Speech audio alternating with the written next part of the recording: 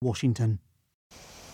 Well, joining me now from Atlanta in the US state of Georgia is Republican political strategist Seth Weathers, who previously served as Trump's 2016 campaign director in Georgia. Seth, thank you very much for joining us. First of all, was it a mistake for the US president to retweet this conspiracy theory? Would you have advised him to do it? I think that what he's probably doing is trying to bring attention more to the hashtag that had been trending, which the left had put up hashtags Trump body count, and the whole idea was that supposedly Trump orchestrated the death of Epstein, which was that's what was happening on left wing Twitter. On a right wing Twitter, it was Clinton, and I think he was maybe pointing out the point of that was maybe to point out that was trending, and he obviously didn't comment on it, and it was a comedian that he retweeted. So. You are right that there's been conspiracy theories from both sides of the political divide. But is it different when a US president perhaps is seen or could be arguably buying into it? Is there a leadership role there to stay away from these sorts of things?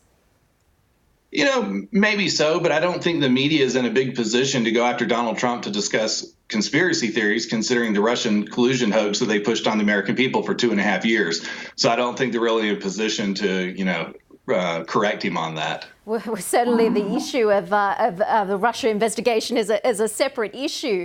But it is extraordinary to look at Twitter on this Epstein conspiracy theories and see so much coming from both sides. Where do you think it comes from? Do you think there is a lack of trust in authority now?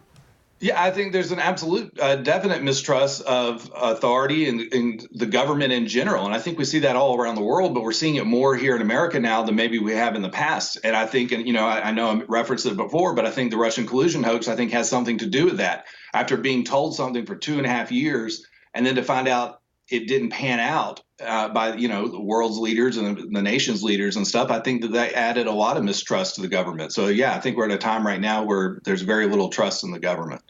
Again, the Russian issue is a separate one, and I'm sure many people have views about that. But in an era where people talk a lot about fake news, do you want to see perhaps a change in tone going into the 2020 presidential election?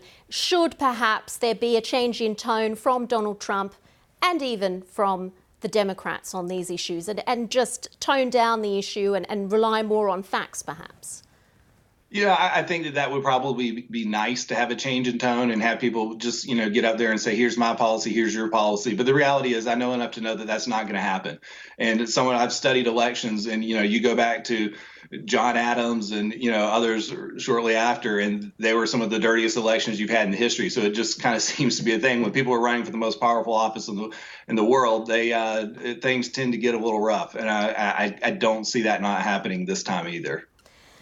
It's interesting that you say that you feel like this is kind of where the United States is at the moment. If I can ask you to kind of look a little bit into the future, everyone's talking about Donald Trump moving into 2020 campaign mode. What can we see from him in that respect? I think that he's going to be a very aggressive campaigner. I mean, and, the other side is being very aggressive against him. We've got, I don't know how much of your viewers see of U.S. news here, but, we've got pretty much all of the major candidates on the Democrat side are openly calling Trump a white supremacist and a racist without basis to do so. And so when they set that standard, I think what's going to come back at them from Trump is going to be pretty aggressive. And I don't blame him with those kind of allegations being thrown around. So it's going to be aggressive. It's certainly a very heated atmosphere in the United States. Seth Weathers, previously with Trump's 2016 campaign director in Georgia. Thank you so much for your time. Let's get some of the day's other news now.